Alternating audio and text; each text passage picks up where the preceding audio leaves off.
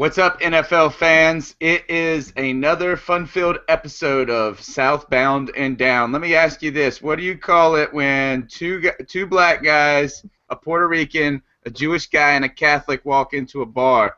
A southern redneck bar of all places. I call it Southbound and Down, the place where we talk about the NFC South. Guys, I'm happy to be back. We haven't seen each other in over a month. We've got tons to talk about. We've got first, from my left to right, I know it doesn't look like that in your screens, but we're going with that. We're going to Tampa, Mr. Super Heavyweight himself, Gene Thomas. How are you, my friend? I'm doing good. I am glad to be back, fellas. I missed y'all. I missed the banter. I know. We got a lot. I missed all the shots, man. On my 2-14 teams. I miss the love, you know. This is usually your time of year too, so we missed you as well. Now let's go to New Orleans. Greg Barber, how's it going, my man? Oh, we're doing all right here. Greg Barber coming out of Tampa here himself, but diehard, died in the wool Saints fan, so we got that. More like dead. Y'all people on suicide alert out there? Oh God, no. That's some other clowns. That ain't my ass. I'll explain why I'm not. I think what we should do is we should all go and since Greg lives in Tampa, like I'll go do the show from Atlanta. Scott can come to North Carolina. Gene can go to California. It'll be a Chinese fire drill of NFC South. Let's go to Joe Riolano representing the Carolina Panthers. What's up, my man? Tony, it's good to see you again. I am the freaking Puerto Rican, and I'm repping the Panthers. And tonight is going to be hell to pay for the rest of the NFC South, or at least the South on this panel. Not if the guy to your right has anything to say about it. Scott Karasik, my buddy who hates me on Twitter. How's it going? We are. We're experiencing some. He didn't deny it. I mean, you're just a horrible tweeter. It just is what it is. He said you troll. He just gets mad because I win. He gets mad There's no because winning there. He can't change my mind. He can't change my mind. That's what he gets so furious about. No, All I right, get furious that you have no logic behind your argument. It's like arguing with a woman. Oh no! Oh, Stop it, Mr. Gefilte Fish. I know. Hit him in the face with the gefilte fish. Scott Karasik always thinks his team is awesome and never does anything wrong, but it's okay. We love you anyway, brother. I am Tony Dunn from Carolina Cat Chronicles. I'm the host of Southbound and Down, where I make all these fools try to make sense. They say I'm the foolish one, but I disagree. Who's running the asylum? That's right. All right. Let's go ahead and jump into this, guys. There has been a lot go down since we talked last. There has been a epidemic of retirements. Wow. Willis, About Locker, Worrells. We're talking about guys in their not even close to 30 yet. Let me ask you, I'm going to put the question to Greg. We'll start with Greg. Who's the most surprising out of these retirees? Were you surprised by any of them? Jason Worrells for me. I was actually hoping that we would get a chance to speak with him for the Saints as a linebacker. I thought, like, that's a nice pickup. I would love to get him.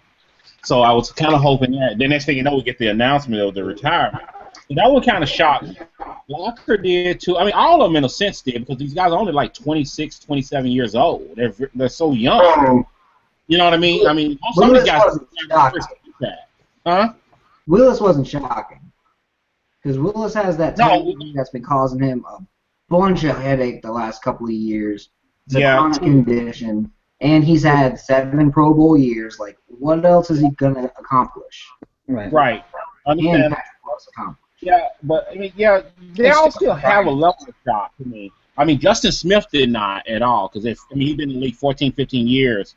I figured. I mean, you knew it was about time for him to go. Yeah, So he's 37. yeah, Maurice Jones-Drew was another one that was not a surprise. It was more or less the ones like Locker, Jason Worrells, and God, who else they got just retired? I mean, they must have got down there 8 people I think they retired so far, haven't it? It's a surprisingly high number. Yeah, it is definitely surprising high, more than I ever normally would see. But I mean, I guess that makes room for some of the new drafts. It's trendy. It is trendy to retire early. If I had the money, I would. Michael Johnson should have retired with $7 million. Huh? Did. Like I said, that ain't a bad way to go, man. That ain't a bad way to go. I ain't got no hate on that one. You can clean out $7 million.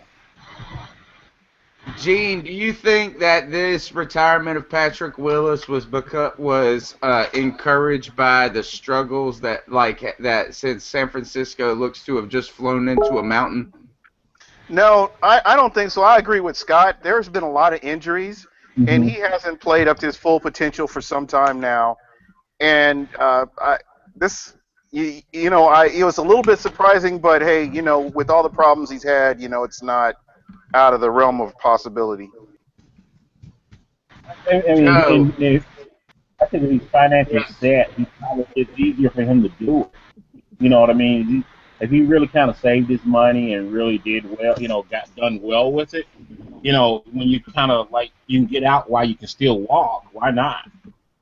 Well, Worlds had a similar situation. He just wanted to get that big payday before he retired. He never. Some guys just don't love football. You're right. They don't. And there's nothing you can really do about it. But another thing too with both World and Patrick Willis, both of them they had other interests, and another thing was religion. I think even with Worlds, I think he joined some kind of religious group, which is kind of part of the reason that pulled him away from there. He kind of got in religion, I think, and just that's kind of steered him away from it. So that seems to me that's why it seems so premature with Worlds to me. I don't think he doesn't love football. But I think that the religion part, sometimes, you got the two. It's kind of hard to do that. If you're, I don't know. I don't. So I think it's more the religious part for him more than him not loving football.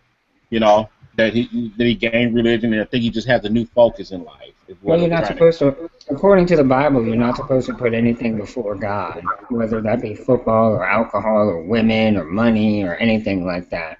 And if he truly had a conversion, that may be what he feels, that football was his God, so he's replacing it by actually seeking or going after God. There's also a little bit of a creed to it, too, where he may be reading the word, but he may be taking it a little too literally. Right. You know what I mean? And that's what I'm saying. I mean, because, there's a ton of religious guys that play football, who God just as strong as he does, and not gonna retire. They do what they love, because part of it is, you're doing what you love. Yeah. So I mean, and like I said, I'm not. I don't know. I'm not in his head, so I'm not trying to say one way or another.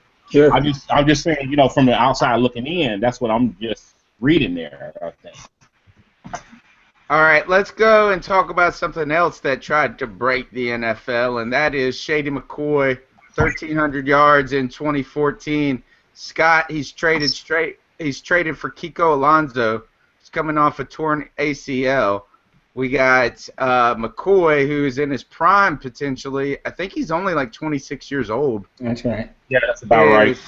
1,300 yards last year. Mm-hmm. Scott, do you think that where people are overly freaking out and that this was a sensible move by Chip Kelly? Chip Schiano, really won that trade big. Yeah, you trade away a running back. Running backs are replaceable. You know what's not replaceable? Talented middle linebackers who can actually cover. I heard Kiko Alonso was dumb. That's what somebody told. But he knows Chip's scheme. That's all that matters. He does. He can play. He's a talented guy. He proved that to me. You don't have to be smart to play football. Does Chip have Michael a Irvin proves that every day. Does Chip Kelly have a defensive scheme? He's got something there. I mean, I don't know. Huh? You believe it or not, he runs that whole entire organization. Yes, he does. That he does. So you're telling me that Chip Kelly believes in the system more than the players? Yeah. Oh, he's a college coach. That's what college coaches think. And college you coaches don't give a damn who plays for them. No. They just want guys who can come in and win and fit their scheme and fit their scheme well. Yeah. That's all it is. So, too, I would say is that I'm sorry to interrupt. I was going to say his thinking too was that, like you said, he was a college coach. He ran the Oregon program. He had every say over everything that went down and how things were supposed to go. So it's kind of hard for him to go to the pros and still not have that control. You know what I mean? So it's going to be that still control freak in him. So he's got that now. So he's going to steer things the way he wants to, whether he can care less whether we think it makes sense or not. And I can't blame him there.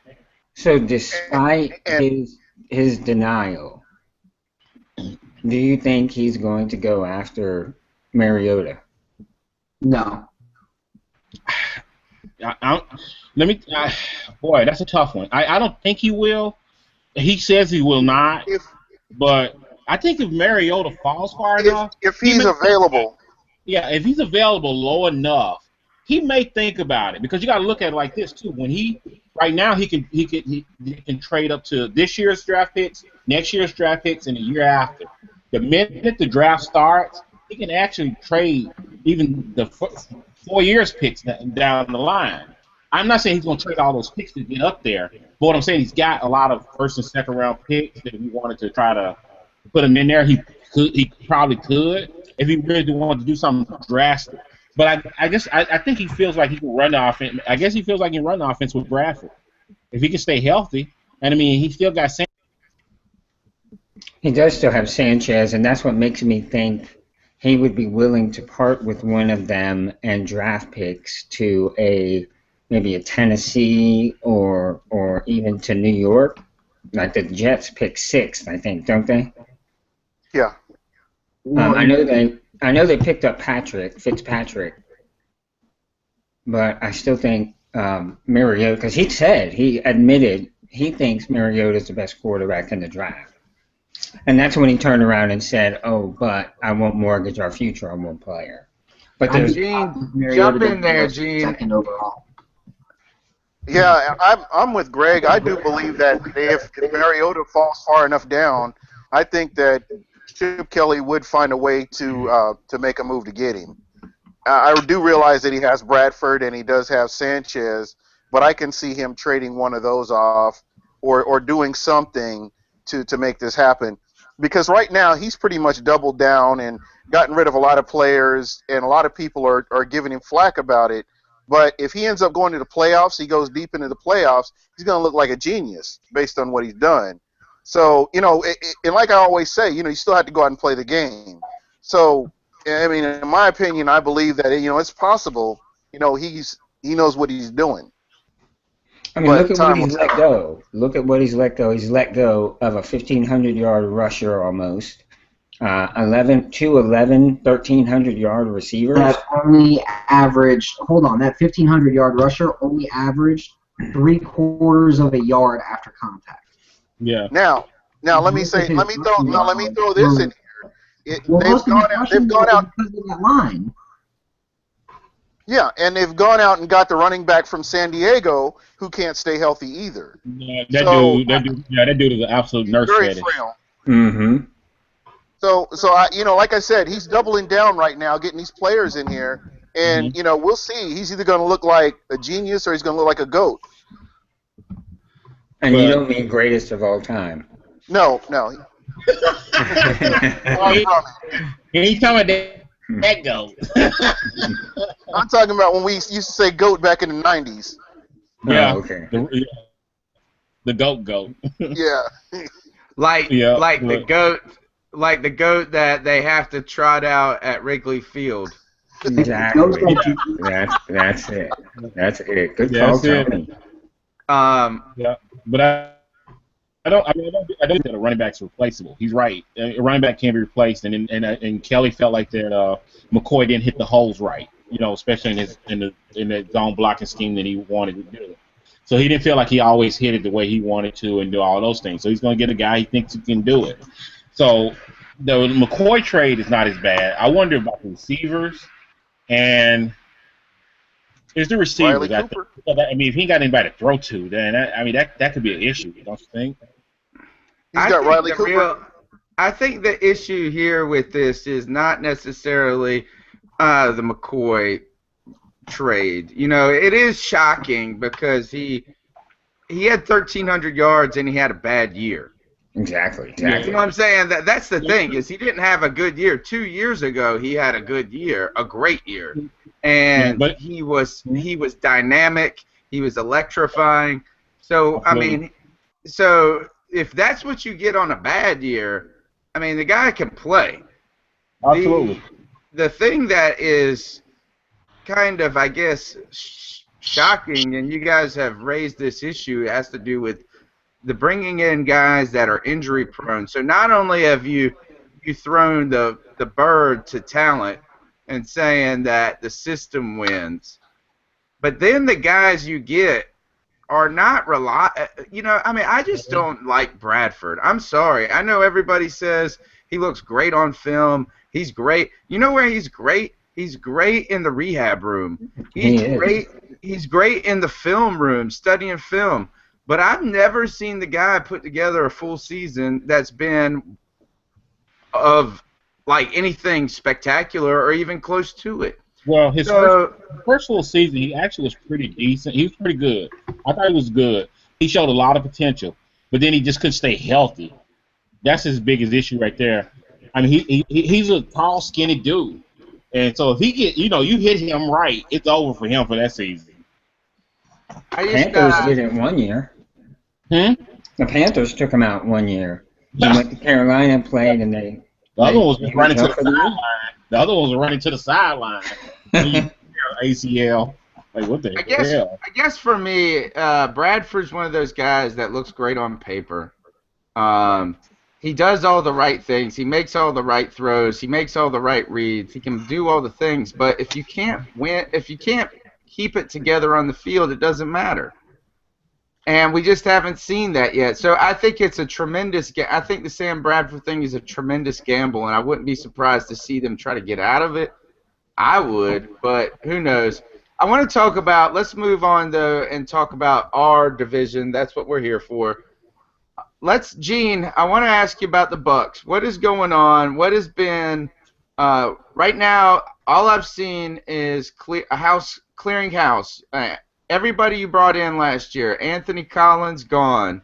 Michael Johnson, gone.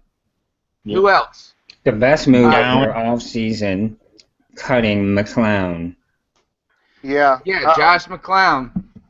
Yeah, and it looks like Claiborne may be going to Atlanta. I don't think he's signed yet, but it looks like he could potentially be going to Atlanta. So, Adrian Claiborne. Oh, he is. Okay.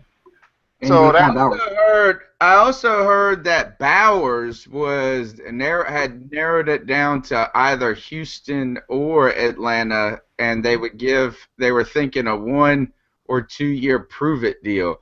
So what you got is your number one pick from 2011 out the door. You got 3 high profile, I guess you would say high profile. It's hard to say that for Josh McCown. Free agents from last year. What's going on? Well, it looks like, the experiment kind of failed. I look at Altron Werner and Clint McDonald are the two that are still there. Clint McDonald came on towards the end of the year. Altron Werner had a very solid year playing on the other side of Jonathan Banks. So that's fine. Those were good free agent acquisitions. Collins never produced any. He never did anything to earn the money that he was given. Johnson had stated I forgot, there was some article where he said that he wishes he was back in Cincinnati, and along with his play, I guess they felt like he wasn't the answer for that position, so they ate that dead money and let him walk, or they cut him, so he's out the door. Uh, they just made moves with guys that really didn't produce, and I wish that they could have kept Johnson, to be honest, in my personal opinion, because he wasn't 100% healthy, and I think that he could have made a contribution. I was expecting them to keep him for another year just to see what he could do, but I do understand them letting him go, though. Is this a referendum at all on the coaching staff, though, that they couldn't get these guys to perform better than they did? No, it was. I'm not making excuses. Yeah, what it comes down to, we were 2-14, and that's, at the end of the day, that's the problem. And when you look back at the film, and which I'm sure Lovie Smith and all the coaches took the time to look at the film to decide who they were going to keep, along with a lot of other things, and they came down to the decision that, hey, we're going to get rid of these people, and we're going to either replace them in free agency or the draft. But the thing that I'm really happy about is that they're not going headfirst into the draft and just headfirst into free agency and just grabbing players up. They're grabbing a few players here and there, but they aren't heavy into it like they were last year. I think you'll see a lot more players that are going to get picked up in the draft, and I'm sure you'll see a couple more moves along the way here. So, to me, I like what's going on. It's slow and steady, and hopefully they're really thinking things through about these players and the holes that they have on the team and getting those holes filled. Did they learn from last year? Oh, absolutely they learned. Based on what you're seeing right now, I think they definitely learned. You're not going out and seeing these high-dollar contracts. I mean, the Buccaneers, I think they were sitting at like $38 million that they could spend, and right now, the only person they picked up is a linebacker. So, and they've re-signed some of the players that came on towards the end of the year, and our free agency losses haven't been that bad compared to some of the other teams, and I think that a lot of those people are replaceable, and you could find upgrades out there if you're looking in the right place. What do you think was your biggest liability on the team? Was it your offensive line play or the? I think it was a lack of offensive coordinator. I think that's what really hurt our team throughout. I mean, because you consider we're in 8 games that are decided by 8 points or less. That tells me that we were just missing a few pieces. And I know we're a 2-win team, but we're not as bad as what people think we are based on our record. And who did you guys pick up? Was it Dirk Cutter? No. Dirk Cutter. Dirk Cutter as the offensive coordinator, yes. Where was he at? Atlanta. And what were the Falcons last year? He's a good coordinator. He's a really good coordinator. He's not a bad coordinator. I don't think he's spectacular, but he's solid. I would give him solid. But Mike, let me say this. I totally dislike the Atlanta Falcons, but I think that they were really hurting because of the injuries that they suffered last season.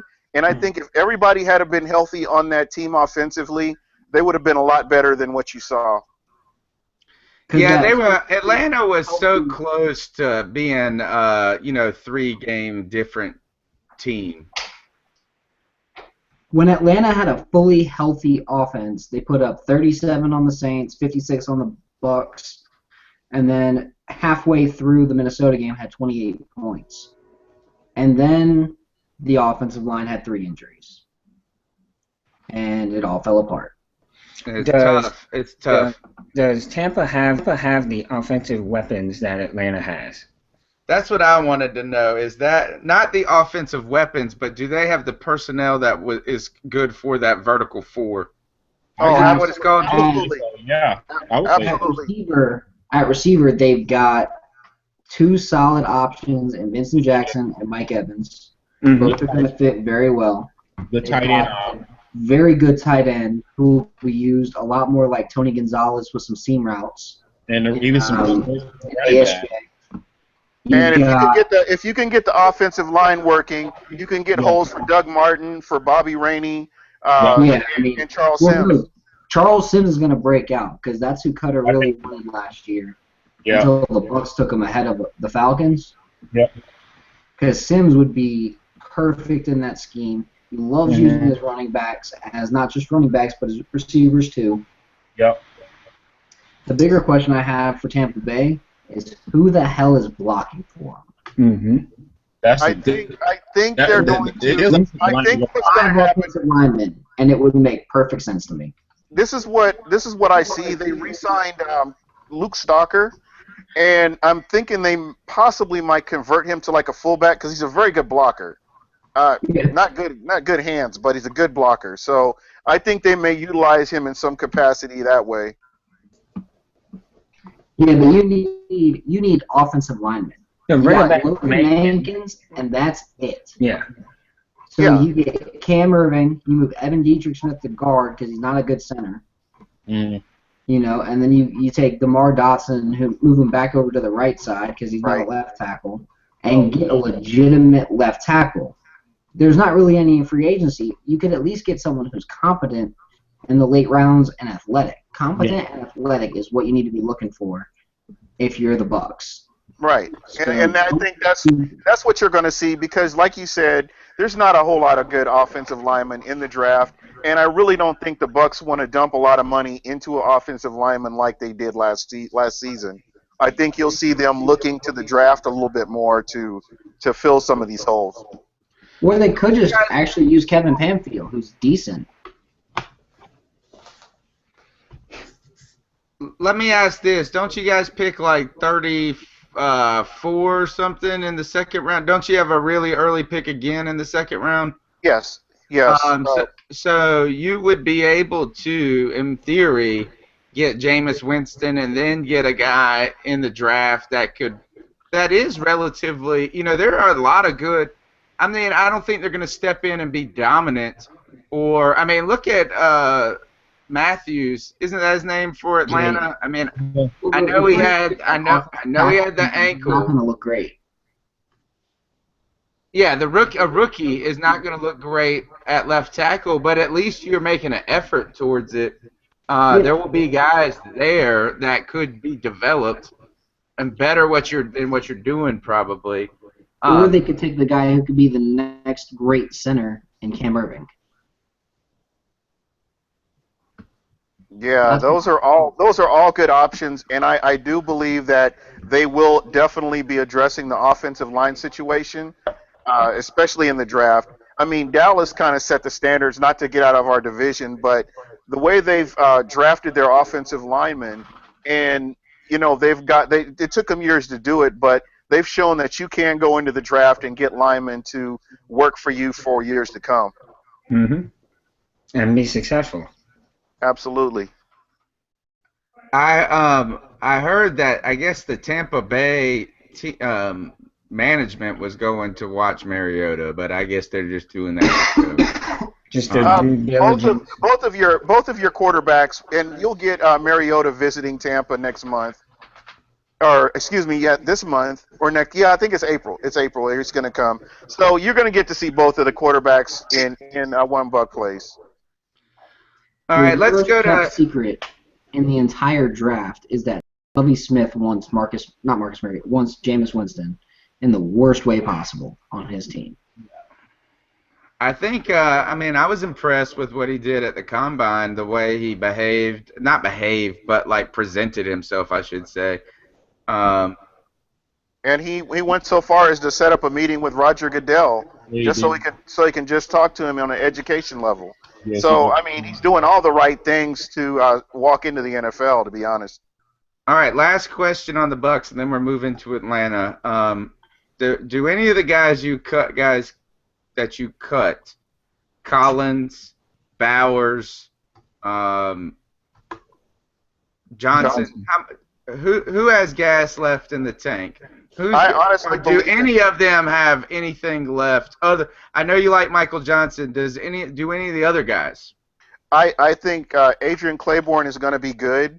I think that he's just been unfortunate in having a catastrophic knee injury and then turning around last season and having an upper body injury. And I really think that he's due for a breakout season. I think he's got the high motor. He's a violent player the way he attacks the line, and I think that he will be good whoever he goes to. You let go of Golston too, right? Yes, or if it hasn't happened, it's going to. It's impending. Yeah, it's on the way. All right, let's take a look at Atlanta. The Falcons had a ton of money, and I feel like you guys have been more quiet than I expected. Steven Jackson gone, Harry Douglas gone, Justin Blaylock, Jonathan Massaquoi all gone. Looks like you've added, and if I miss anybody, Leonard Hankerson, Justin Durant, Brooks Reed, and Mike Pearson. Right? Mike Pearson sucks. Okay. He's just going to give you depth and competition in camp. He's just a camp. He played 69 snaps in his career. He's useless. So He has played with Quinn before, hasn't he? No, he played for St. Louis for 4 years, and then that was it. Okay. Are you surprised by Atlanta's free agency to this point? No, because they said they were going to be somewhat quieter, go for more of the mid-level guys than the top-level guys, go for the guys who are hungrier than the big names. So Brooks Reed makes a lot of sense. He's a really good fit at strong side linebacker in this under scheme. Durant makes a great ton of sense because he's a weak side linebacker, perfect fit. They're surrounding Warlow with a pair of guys who can actually play football, which is nice to see after seeing them surround them with drop low Bartu and cornerback on run plays and run six-man boxes on run plays. But yeah, I think the Falcons will be much better next year. Is Atlanta going to play a 3-4 or are they going to be a 4-3 team? 4-3 under. Okay. So okay. It's basically the same scheme that Seattle doing, right? Yeah, basically it's a 5-technique strong side defensive end, a 1-technique strong side nose tackle, a 3-technique under tackle on the weak side, a 9, which is called a Leo. Then you've got the 2 inside linebackers, which are essentially a weak side linebacker and a Mike. And then you've got your strong side linebacker who plays a standing 9, essentially, about a couple steps back from the line. So it's an unbalanced. It's designed to take advantage. So. Why? You said that you thought you would be interested in Jordan Cameron. Yeah, I thought the Falcons were going to have some sort of interest in Jordan Cameron because of the Shanahan tie. He played for Shanahan last year. Cameron wants to get the hell out of Cleveland, and I mean, I can't blame him because Cleveland. But they can't even pick a new uniform right. No. Hey, we need a new orange. Let's take the Bengals. Jeez. You know, I didn't even look into all that when they started putting all that stuff. I just I purposefully ignored any story or picture that had to do with it. So what are you going to do at tight end? As of now, it looks like Levine Toilolo plus the draft. The draft. This is a crappy draft for tight ends, though. In some ways, yes. In some ways, no. There's some talents like Devin Funchess or Clive Walford or Max Williams might be a good pick for the second round pick. If one of them falls to the third, maybe even Blake Bell. Blake Bell's pretty quick. You were in a good 3-cone. Yeah, Bell isn't a bad option. I do like Funchess. I'd be nervous about Funchess at tight end. Yeah, me too. He's got good size, but is he really capable of being that blocker that you need? In the zone blocking scheme, you don't even really have to be anything more than a body in the way. Right. So he could get away with that. As long as he's a willing blocker, he'll be effective. Yeah. Yeah, and these days they'll probably line him up at wide receiver and a lot of other stuff because he's probably closer to that. He's cleaner thing. I would think more than just your natural tight end in my opinion. But I like him. I do. I want to ask you, Scott, if you were surprised about the release of Massaquoi. I was. I was very surprised. And then I realized that Brian Cox set up that whole line, and it was up to him on who stays and who goes. So Massaquoi getting cut, OC and Croy not being wanted back does not shock me because he didn't like any of those three guys. You like Massaquoi, though, right? I like Massaquoi. I think he's going to do very well in a Pittsburgh-style scheme that he's going to be playing next year. I think Ray Horton's the perfect coach to get everything out of him that he needs to. Where did he go? I'm glad he's in Tennessee. Tennessee. So he'll go there and have 10 sacks next year, and people will go, man, where did this guy come from? And I'm going to go put the Kermit face out. I want to tell you about something I read the other day. I read that Scott Pioli was moved from assistant GM to director of pro and college scouting, and that he was going to be reporting directly to Tommy D. Was this a demotion? That's the exact same structure they had last year. Well, no, they made it sound like it was that he had moved. I don't know if it's a lateral move or not, but that's why I'm asking if it was a demotion or if it was a... No, he's assistant general manager. Like, he literally has done nothing. Like, there's literally nothing different about his title or anything. Well, I heard he was moved to director of pro and college scouting from assistant GM. That's what I read. That's why I asked. There is no director of pro or director of college scouting. It's just assistant GM. Okay. My question then, Joey, you're interested in Atlanta's running game, and if this needs to be something, is Devontae Freeman, he's the guy, is he a hidden gem on this team?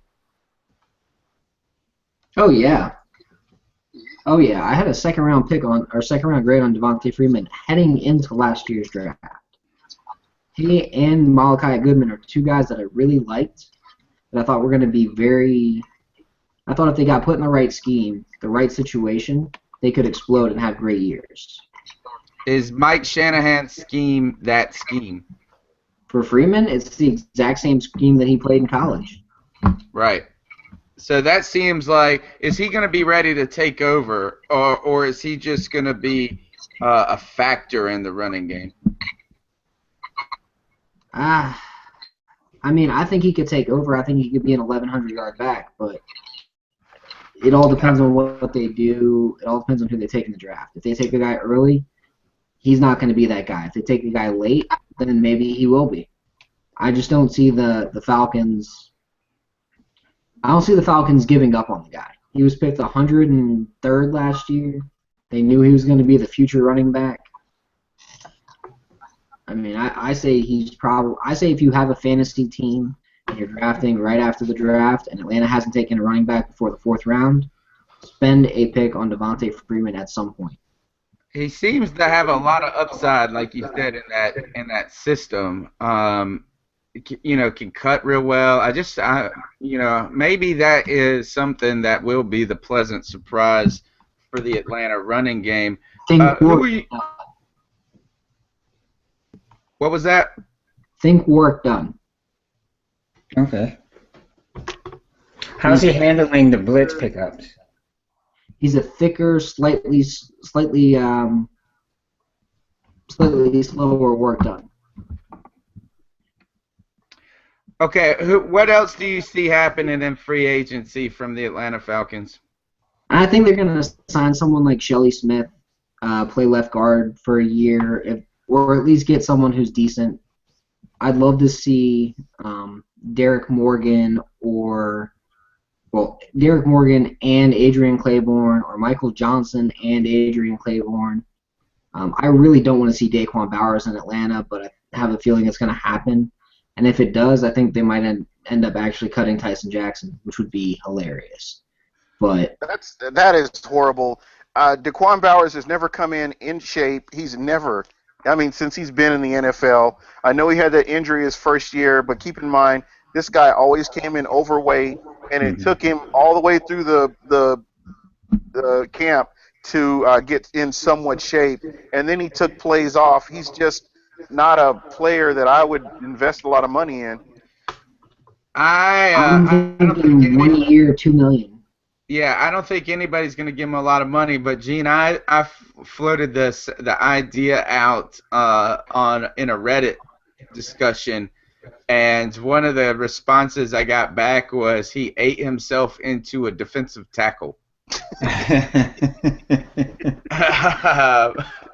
So I mean that matches exactly what you're saying.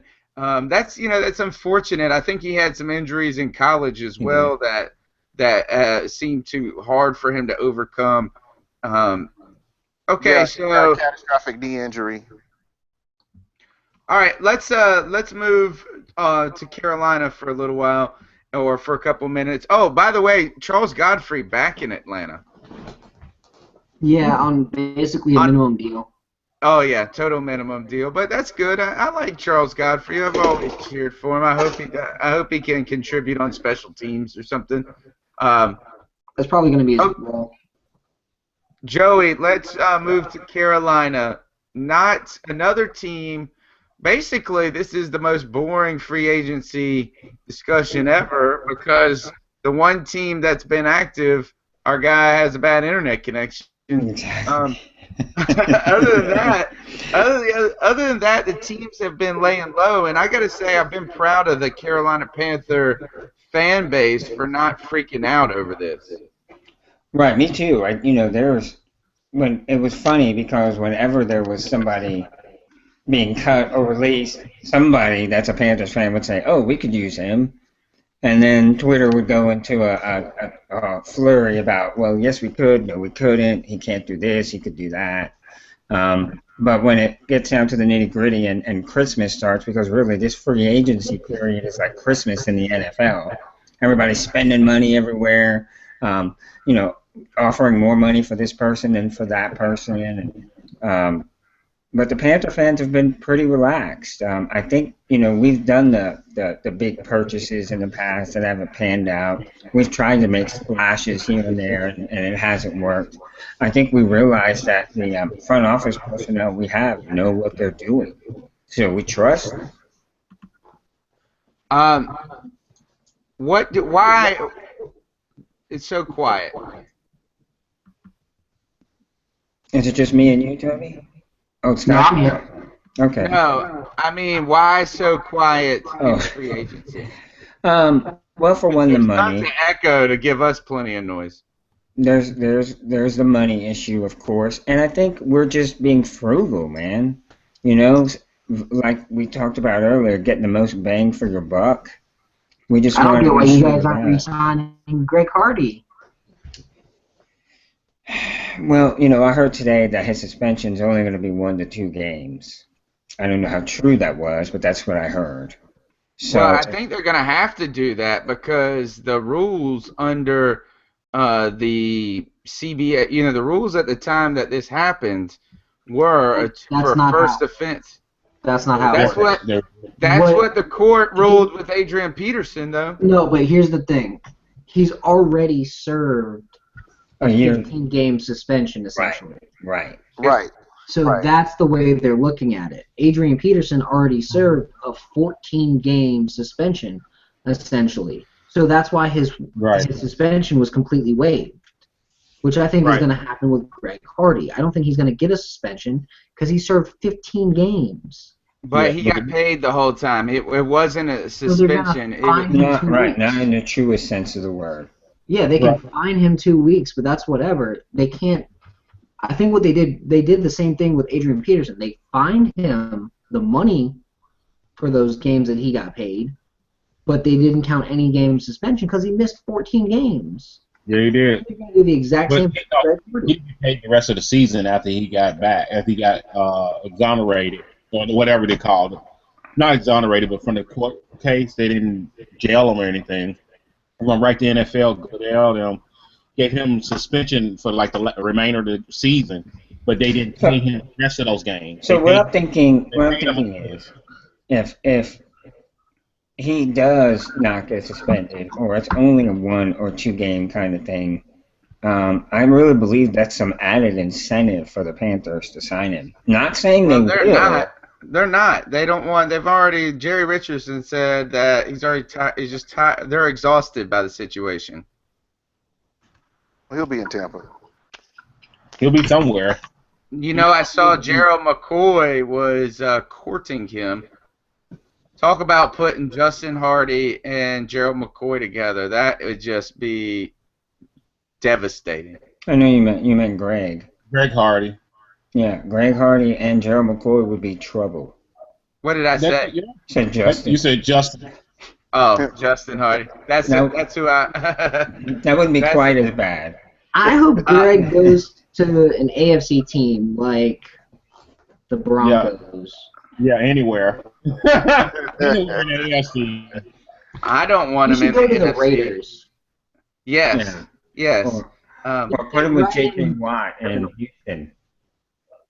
Okay, Joey, I guess here's the... All right, so really this is what has amounted to free agency for the Carolina Panthers has been signing Ted Ginn Jr., Signing Michael Orr, and Ed Dixon. Not the sexiest free agency, not even really close to it. What do you like about these moves and dislike? I think they're trendy. Stupid. I like Dick Sob. exactly. I like bringing back Dixon because he was starting to come on toward the end of the year, and I think he saw his potential in our offense. So I like that move. Does Mike Shula know how to use him? I think he started to toward the end of the season. Were they saving that? I can't say that for sure because I think that gives a little bit too much credit to Mike Shula. I think that was just more of like, oh, look what happened. Maybe we should try more of this. He just stumbled upon it, I guess you could say. But I do like the Dixon. I almost said Dick Sob. I do like the Dixon pickup, and Orr I like as well because no matter what, he's going to be an improvement over Bell, and that's just standing where we are right now. That's not to say we're going to draft somebody or whatever the case may be. But those two moves are good. Definitely like the re-signing of Olsen, who is now the best tight end in the NFC South. Extending. Well, yeah, it was an extension.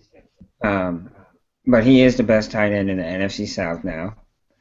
And that he is.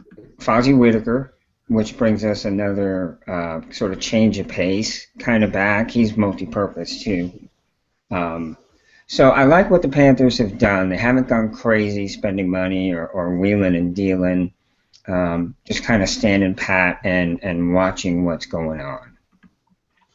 I think that's a good strategy. I don't think they're necessarily done with free agency. Not at all. Not at all. T-Money said that he would be happy.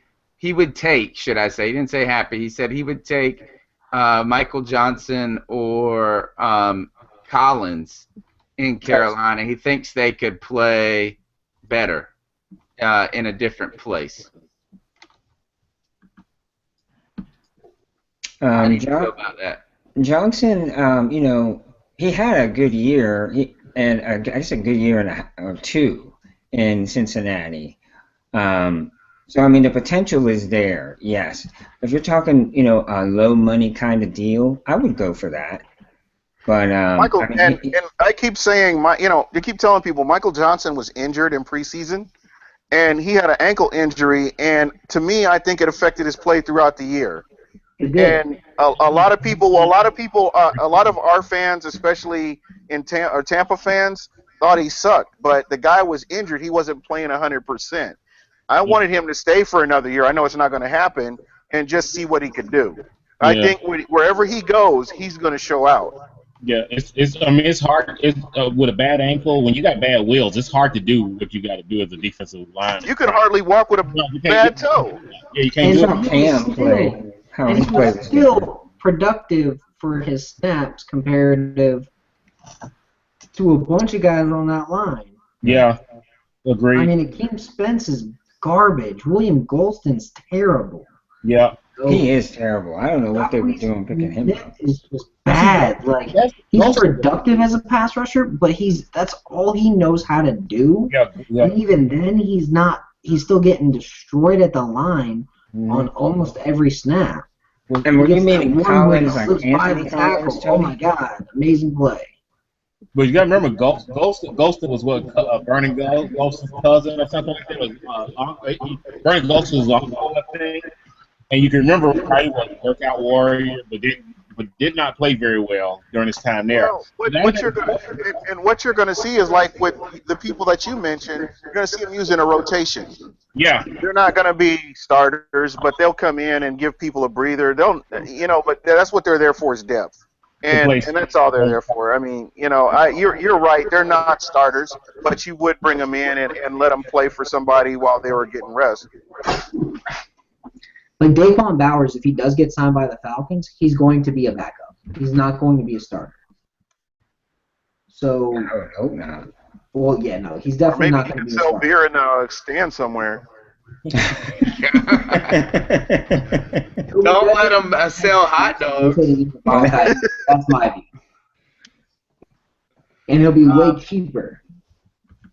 All right, last question for the Carolina Panthers, and we'll talk about the Saints and wrap this sucker up. Is Joey, who do you want to see? Who would you want to see signed when the dust settles?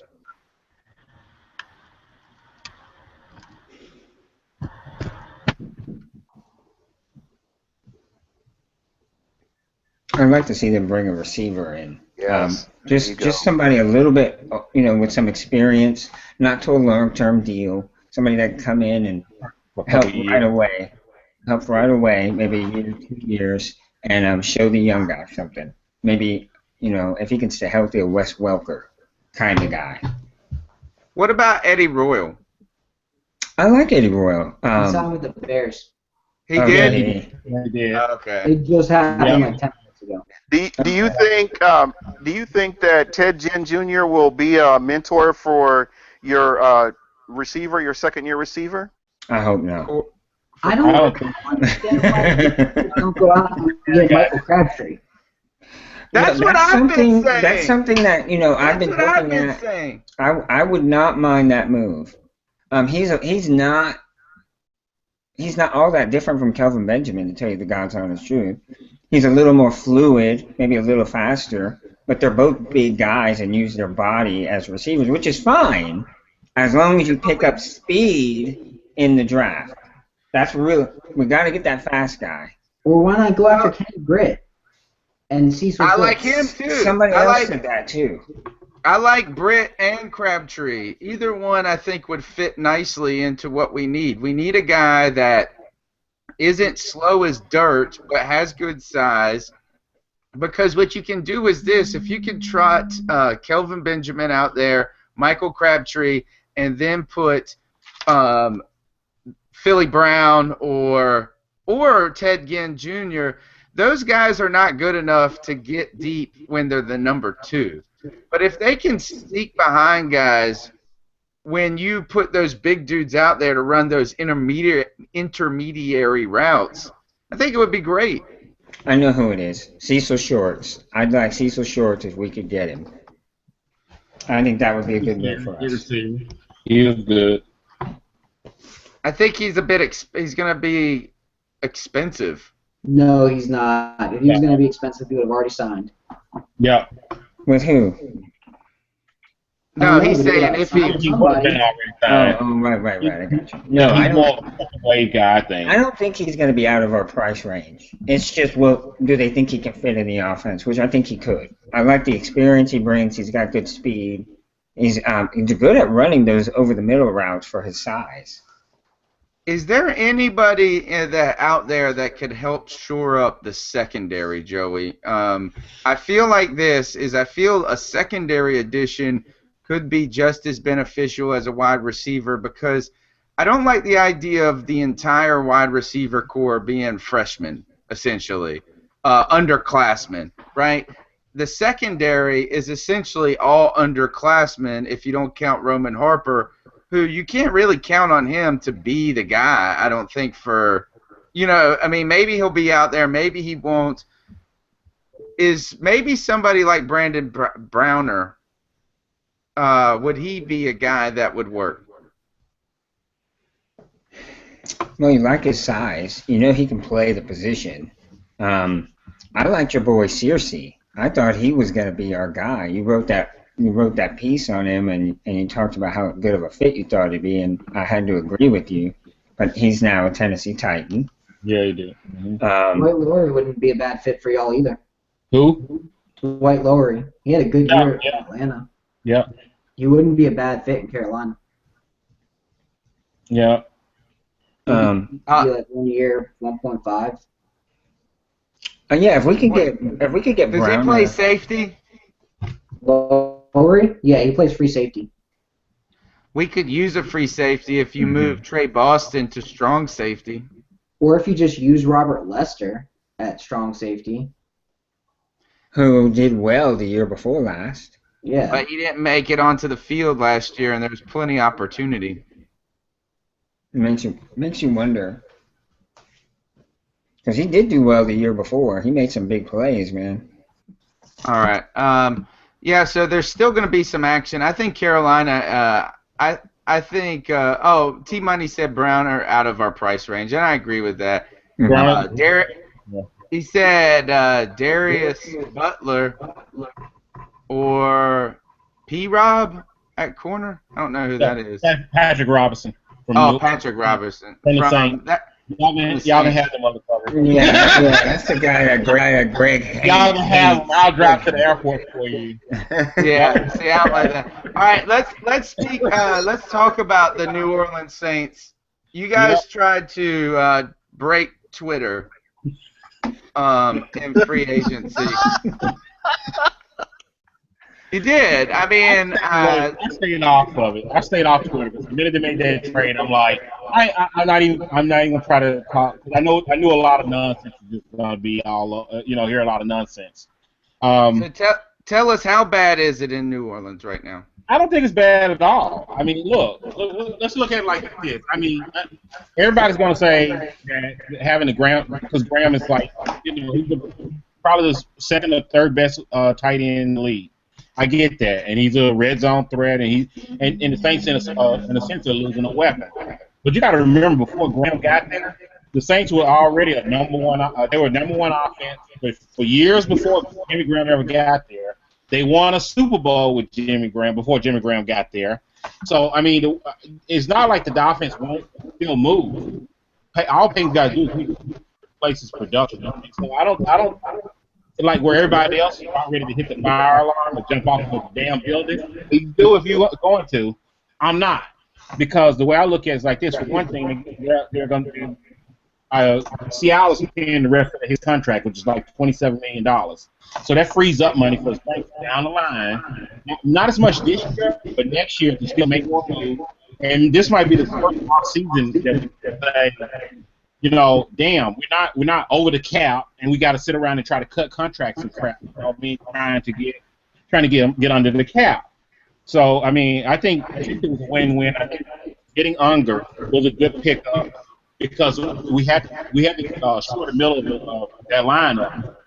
And the guards are still not safe. They either may cut the guard, or they may either cut their salaries, cut their contracts a little bit.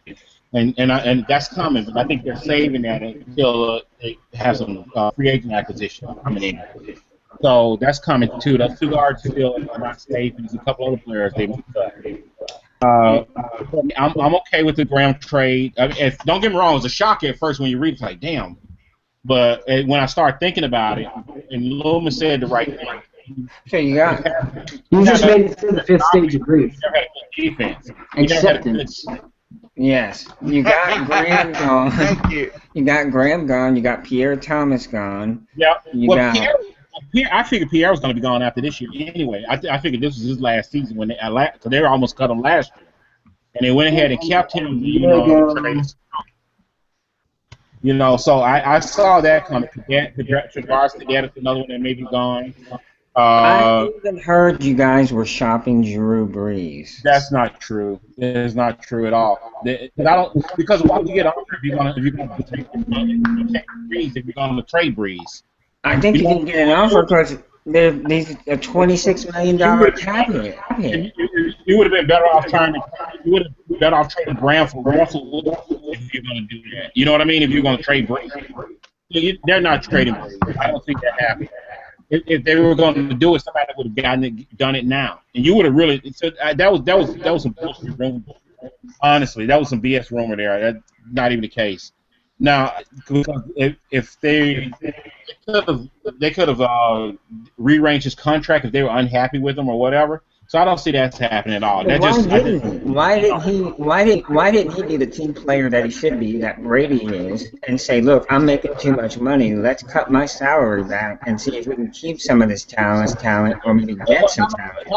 How about this? If you had $27 million coming to you, why would you walk into the office and tell them to give you a pay cut? So you can maybe win a championship or be competitive? No, but here it goes. How are we uncompetitive? We haven't been necessarily uncompetitive over the last year. We've all, under that contract, we've still been to the playoffs. We have been to the playoffs. We had a rough year last year, but that's not because of his contract. Half of it because the offensive line was weak in the middle. So now you already traded. You got on to protect him. And number two, also, for the run game. So that helps Mark Ingram as well. And number two, like I said, it frees up some money to get some other players to shore up the defense. Right now we're in play for Brandon Browner and Tremont Williams. They've been talking to those two. C.J. Spiller comes tomorrow to meet with them tomorrow. So, it freed up money and stuff like that. That's why you end up trading Graham. I don't see them trading. I heard Bush was even interested in coming back. Yeah, but me personally, I don't want him.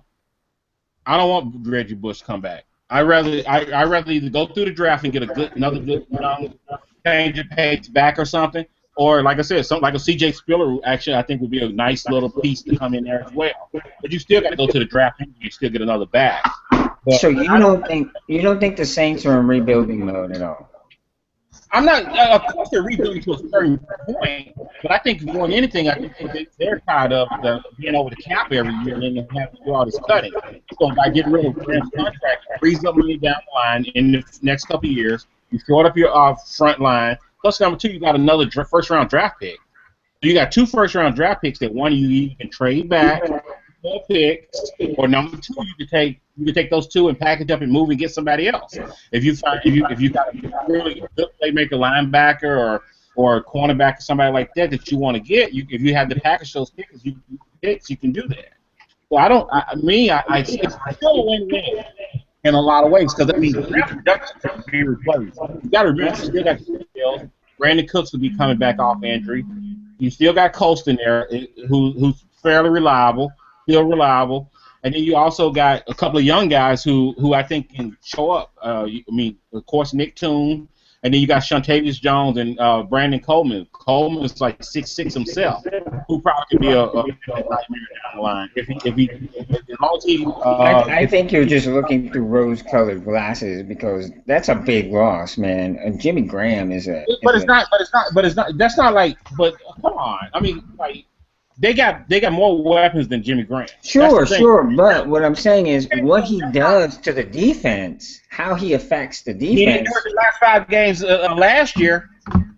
He was hurt, too. He wasn't 100%, though. Yeah, he was hurt. I get that. I get he was. And you guys only won 4 games.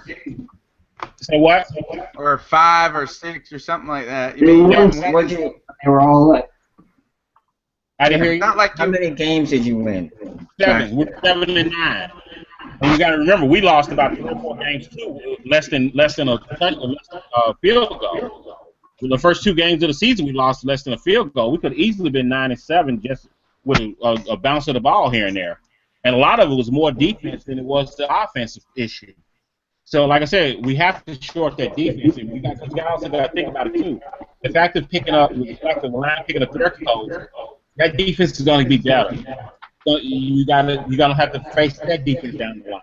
Carolina's defense got one hell of a front 7, and actually their back 4 was a lot better last year too. and then also Tampa with their Tampa 2. So if the Saints do not match up in the defensive area with this team, they're going to get hurt. It's going to hurt them to make a long run. So I think that's what they're looking at.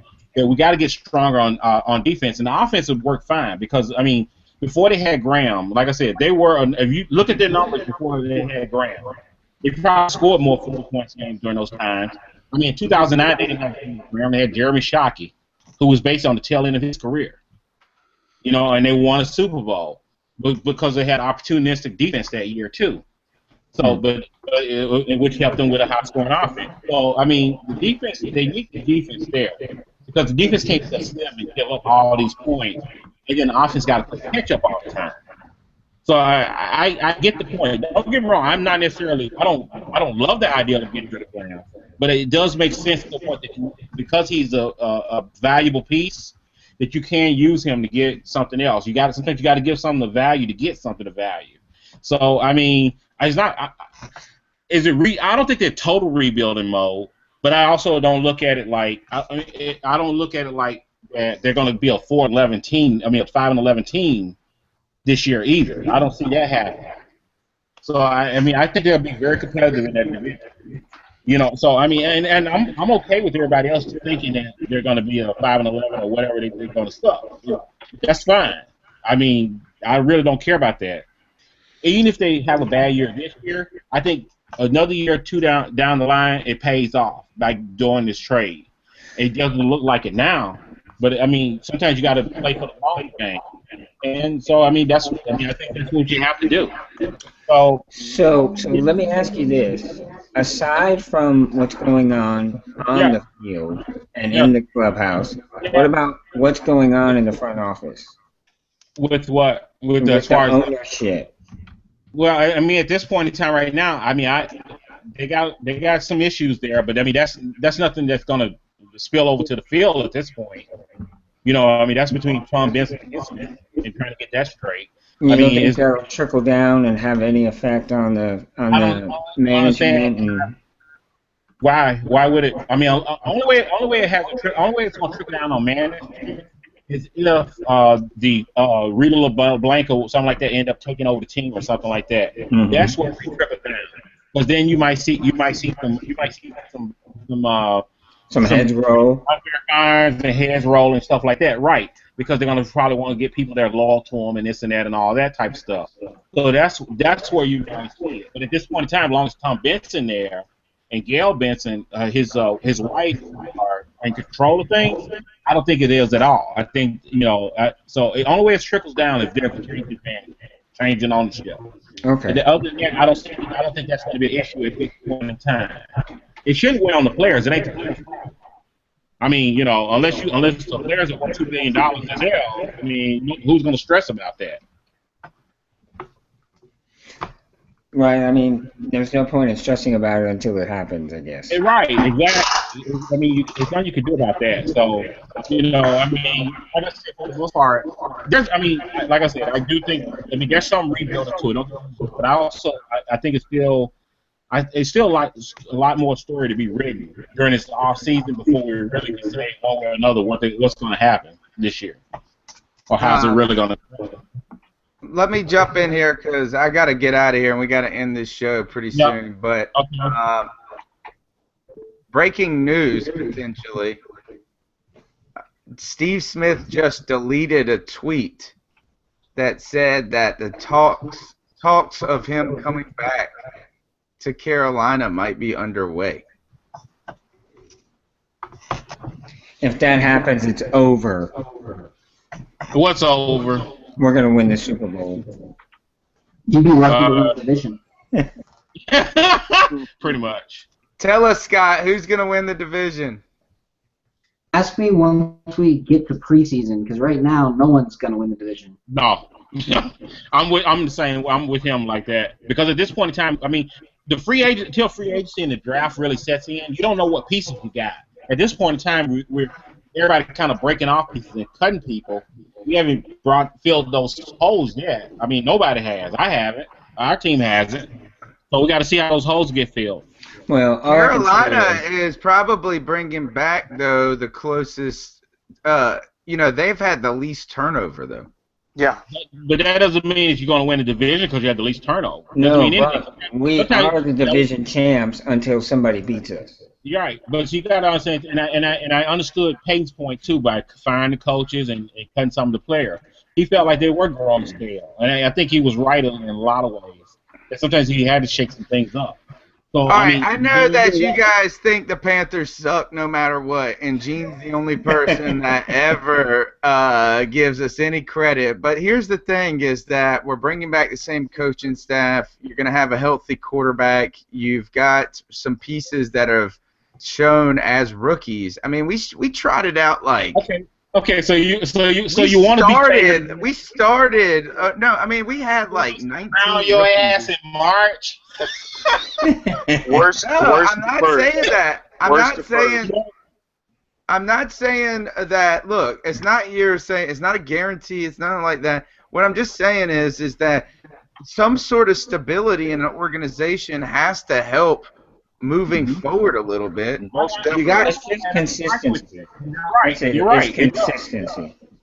It does. And it helps in a sense. It does, but at the same point in time, that doesn't mean that another team that might be shaking some things up might not end up turning some things around. Worst to first. I just think it puts us a year ahead of you guys as far as balance and chemistry. Because you guys are putting together more pieces to your puzzle than we have to. And I don't disagree with that. It's going to be you don't have people that are worth a damn. You might as well go get them.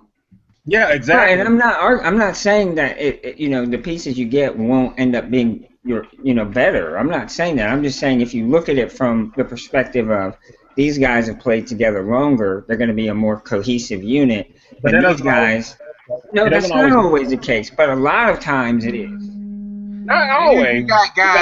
You got guys last year that were in a position that were asked to do probably more than what was really realistic, and what you saw is these guys perform relatively well.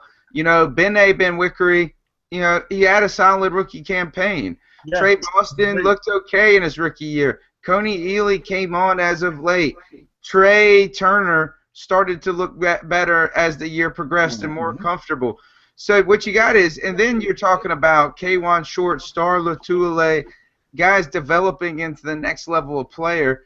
I understand. Look, hey, does this mean that I think that the Carolina Panthers are going to win the Super Bowl? I don't know about that. But I think that, hey, I wouldn't put us out of the running. If you can get in the dance, you got a shot. Cam Newton healthy. And really, at this point right now is that the receiving core going into next year is better than it was last year. Yeah, but also look at this. The one statistic that I can ride, that Atlanta, Tampa, and New Orleans can ride on, is that every year 12 teams go to the playoffs, and the following year at least half those teams do not make it the next year. Yeah. Every time. So and it works like clockwork. If you really look at it, it's always 4, 5, 6 teams that do not make the playoffs. So worst to first.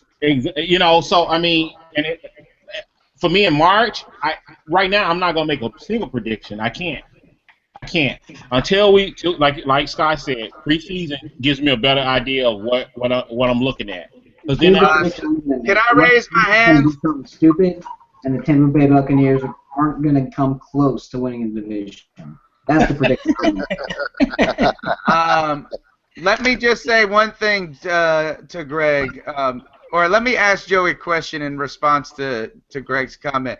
Joey, did the Carolina Panthers make the playoffs in 2013? Yes. Did they make it in 2014? Jeez. Yeah, okay. Okay. I ain't gonna say that. I ain't gonna say what I was thinking. Just putting out a statistic there. It's a statistic. All right. You're right. You made it 2 years in a row. Absolutely. But at the same time, doesn't mean you're gonna do 3. Okay, I got last question, and I want everybody on the panel to answer this, and then we're out of here. I'll start with Scott. You've been quiet for a while. You still haven't seen my tweet. I have. Okay, you just ignoring me now. That was from the first 4 minutes of the show too. Will the NFC South be better next year, Scott? There's only one way to go. Yeah, I would agree with you. Were so was it that bad, or were the records worse than the teams were? The records were way worse than the teams were. It wasn't just the teams weren't bad, but the division was so unlucky it was ridiculous. Mm-hmm. Yeah. So the combination of you had every team in the NFL can win. I wouldn't say every game, but can win at least half their games. Mm-hmm. And then from there, it's luck. Yeah, I agree. Look at the records. A lot of injuries. The NFC South in one-score games was something like 18%. Yeah. Win percentage. It was awful. Yeah. You make 2 or 3 changes on every team, and that 18% gets up to, say, I don't know, 50. You've got a 10-6 team, an 8-8 team, a 6-10 team, and the Bucks. Mm-hmm. Oh my God! All right. Gene Tony. said, I'm gonna Hey, turn it's it all to good. Gene We got us because OC. Gene said this at the beginning of the show. He missed the jabs. So they are back in full force. They let them fly at the end, right at the end. It was like the 12th round flurry. What will this division be better next year, Gene? Oh, most definitely. We'll be back where we were. Because I remember a time where everybody hated to play the NFC South. I don't care who it was. So I think that every team, all the teams are going to be healthy, and we all start out 0-0. So we can only go up, just like Scott said. I think the Carolina Panthers, as the defending champions, and all the other teams that are making improvements on better coaching, supposedly. Just all these changes that are just important for improvement. Joey, will this division be better next year?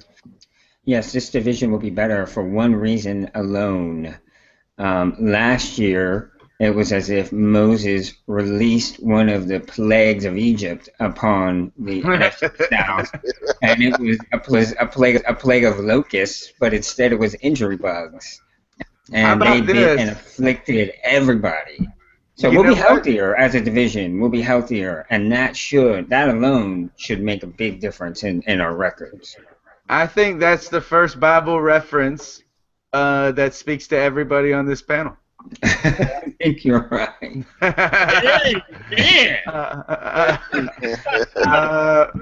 Way to be equal. Way to inclusive. Be considerate. Yeah, inclusive, Joey. And you know what? I'm not even going to call it a Bible reference. I'm going to call it a Hebrew Bible reference. Torah reference. The Torah. That's right. The first 5.